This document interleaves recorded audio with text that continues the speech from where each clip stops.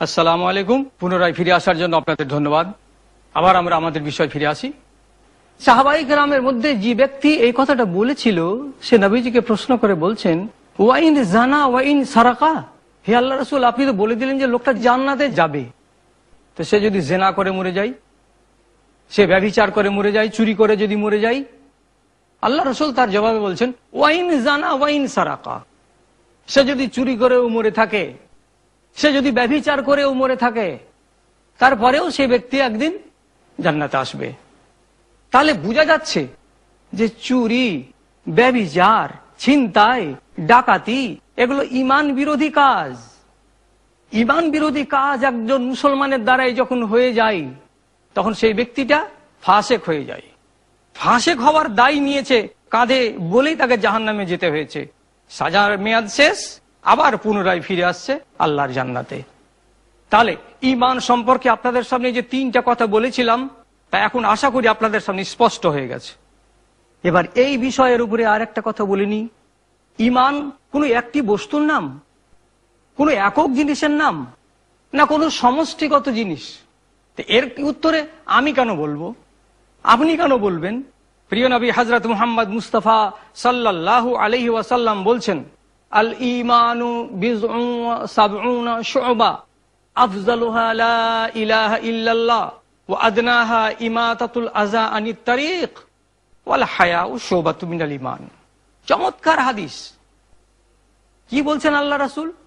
আল্লাহ রাসূল বলছেন ঈমানের 70-এর অধিক, অর্থাৎ বিজোড় সংখ্যা 70-এর অধিক, 71 হতে পারে, 73 হতে পারে, 75 হতে পারে, 77 হতে পারে, 79 হতে পারে। নবী বলছেন 70-এর অধিক শাখা প্রশাখা রয়েছে ঈমানের। এত কটা শাখা মিলিয়ে তারপরে হচ্ছে ঈমান। গাছ একটা এক কথায় গাছ হয় না। গাছ হয় শেকড় দিয়ে, গাছ হয় লতা দিয়ে, পাতা দিয়ে, ফল দিয়ে।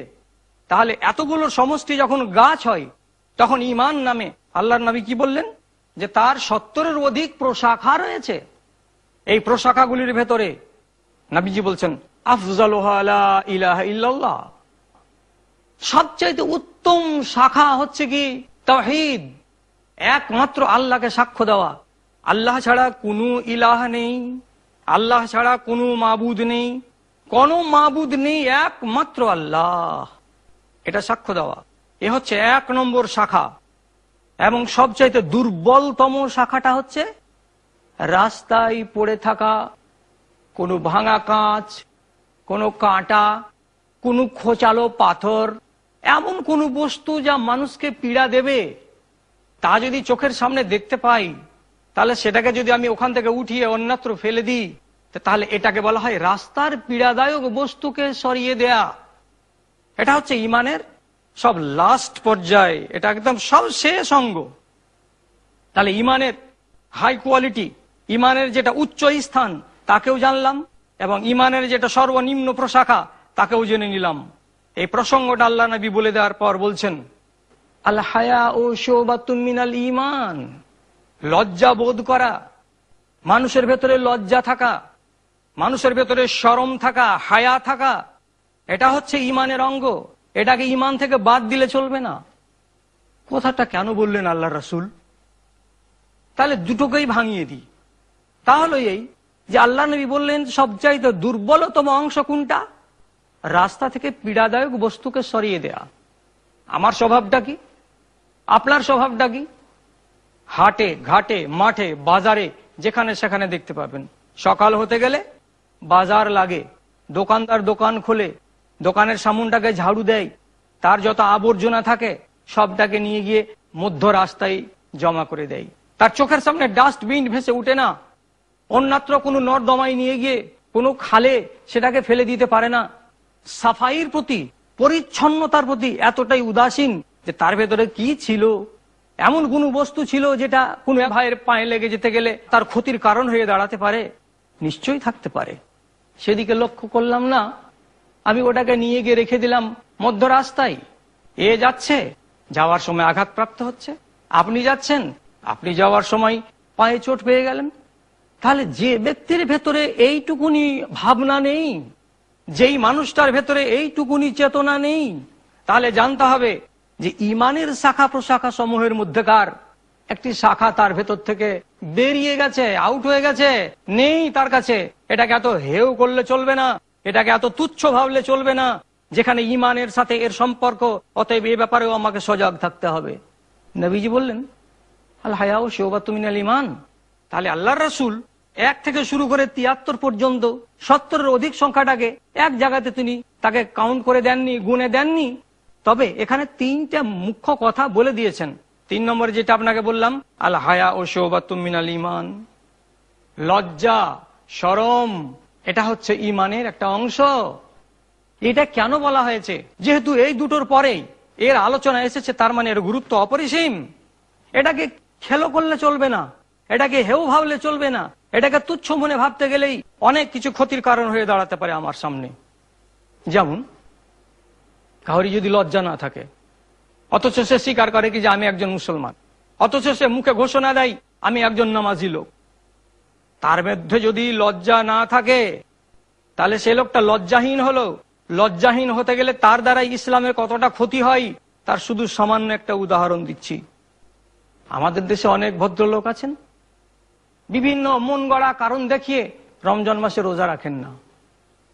রমজান মাসে রোজা যদি না রাখতে পারে, তার যদি কোনো কারণ থাকে, তার কাছে যদি শরীয়তগত কারণ থাকে, অসুস্থ আছে, ডায়াবেটিস আছে, আর কিছু আছে, তাহলে তো আল্লাহ রাব্বুল আলামিন তাকে পরবর্তী সময়ের জন্য সুযোগ দিয়েছেন। কিন্তু মন গড়া একটা উজুরকে খাড়ো করে দিয়ে, একটা অজুহাতকে খাড়ো করে দিয়ে আমি রোজা থেকে নিজেকে সরিয়ে রাখলাম।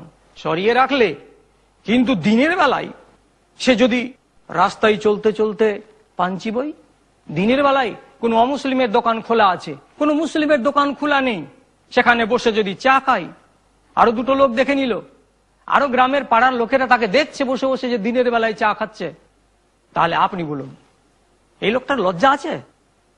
লজ্জা বোধ এটা একটা এত বিশাল বড় সম্পত্তি যে তার ভেতরে ওই জিনিসটা যদি থাকতো তাহলে পারে সে এইভাবে দিবালোকে মানুষের সামনে এমনি করে রোজা ছেড়ে প্রকাশ্যে খানা খেতে বসতো না। এটা তাকে কে করাচ্ছে? লজ্জাহীনতাই করাচ্ছে, লজ্জা নেই বলেই হচ্ছে। আরেকটি উদাহরণ নেবেন, যদি এই প্রসঙ্গে বলি, এই প্রসঙ্গে যদি বলি তাহলে আপনাকে বলবো, একটা মেয়ে ছেলে তার মার কাছে শিখেছে, তার নানির কাছে শিখেছে, দাদির কাছে শিখেছে পর্দাবিহীন কোনো নারী নয়। নারীর আবরণ হচ্ছে মূল, তার কাছে পর্দা নেই, তার কাছে কিচ্ছু নেই। অথচ মা পর্দা করে, মেয়ে পর্দা করে না। মাথার চুল খোলা, হাত খোলা, বাহু খোলা, পেটের কিছু অংশ খোলা, বাজারে চলে বেড়াচ্ছে, বাজার করে বেড়াচ্ছে। তাহলে এই মেয়েটার ভেতরে যে অভাবটা দেখেছি, এটা অভাব কিসের? ওর কি বিশ্বাস নেই না ও জানে না? ও জানে, কিন্তু তার ভেতরে লজ্জা নেই। লজ্জাহীন বলেই এই কাজটা সে করে দিতে পারছে। তাহলে একজন মুসলমান হয়ে সে নিজেকে ইমানদার বলে বিশ্বাস করে দাবি করে তারপর যদি তার দ্বারা এগুলো কাজ হয়, তাহলে জানতে হবে তার ইমানের ভেতরে দুর্বলতা আছে। এবং প্রিয় নবী যেই অঙ্গটার কথা বিশেষ করে বললেন, আল হায়াউ শুবাতুম মিনাল ঈমান, লজ্জা বোধ হচ্ছে ইমানের একটি অঙ্গ, এই লজ্জা বোধ ইমান তার কাছে নেই। এই না থাকার কারণে একজন মুসলমান পথে ঘাটে তা করতে পারে। একজন মুসলমান নারী এভাবে বাজারে বের হতে গেলে বেপর্দা এবং পর্দাকে ফেলে দিয়ে পর্দাহীন হয়ে সে বাইরে চলে যেতে পারে।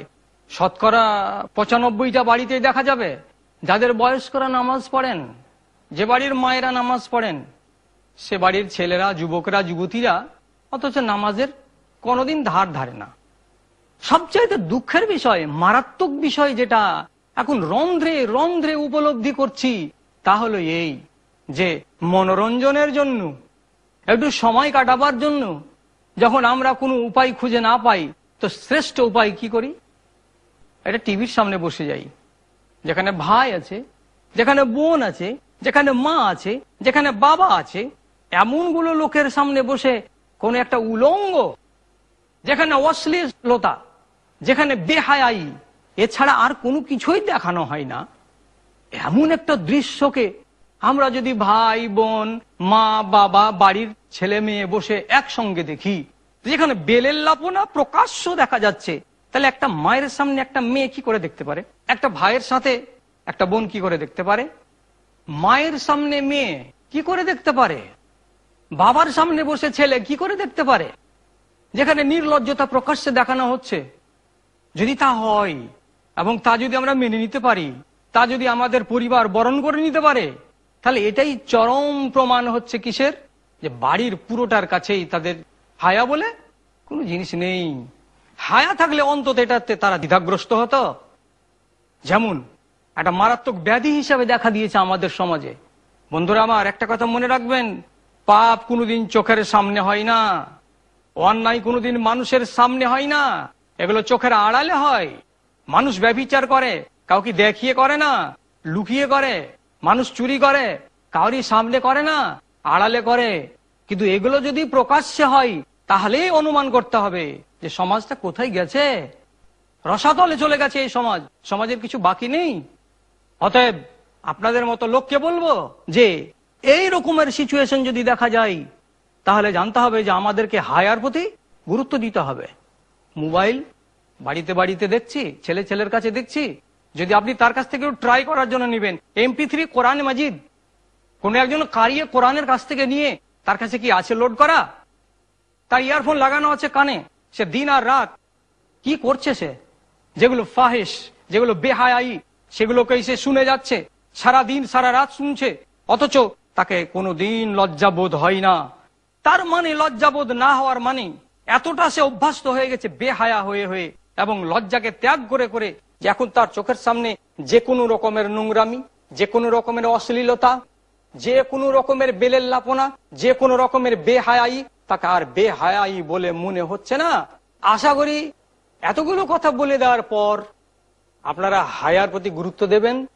হায়া লজ্জা আমার হাত থেকে যেন, আপনার হাত থেকে যেন পালিয়ে না যায়, তার প্রতি নজর দেবেন এবং এটার প্রতি সদাই যত্নবান হওয়ার চেষ্টা নেবেন। আল্লাহ রাব্বুল আলামিন আপনাকে সহযোগিতা দেবেন, মদত করবেন। আল্লাহ আপনাকে কামিয়াব বানাবে ইনশাআল্লাহ। ওয়া মা তৌফিক ইল্লা বিল্লাহ। আসসালামু আলাইকুম ওয়া রাহমাতুল্লাহি ওয়া বারাকাতুহু।